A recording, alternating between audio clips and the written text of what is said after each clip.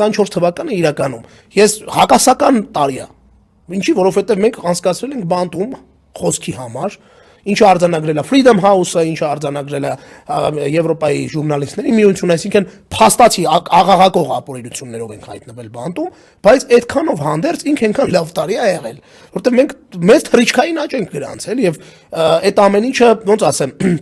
մեր անձնական շահերը միգուցե մենք շատերի կարծիքով ունեցել ենք մարդիկ ասում են որ դե լավ դուք էլ հայտնի դարձաք ձեզ եթե ժամանակ այսքան մարդ էր ճանաչում հիմա շատ ավելի շատ մարդիկ են ճանաչում եթե փողոցում ժամանակ ձեզ 1001 էին մոտենում հիմա անընդհատ են մոտենում այո միգուցե այդտեղ անձնական շահ կա բայց ես չգիտեմ շատ մարդ որոնք պատրաստ են այդ տեսակի անձնական շահի համար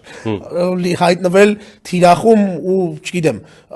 Ես երբեք չեմ բողոքում իդեպ ասեմ թիրախում հայտնվելուց, չեմ բողոքում զրկանքներ կրելուց, որովհետև դա է այս ճանապարհը։ Ով մտնում է այս դաշտ ու ուզում է մաքսիմալ ազնիվ ու անկեղծ լինի, ինքը պետք է անցնի այդ ճանապարհը։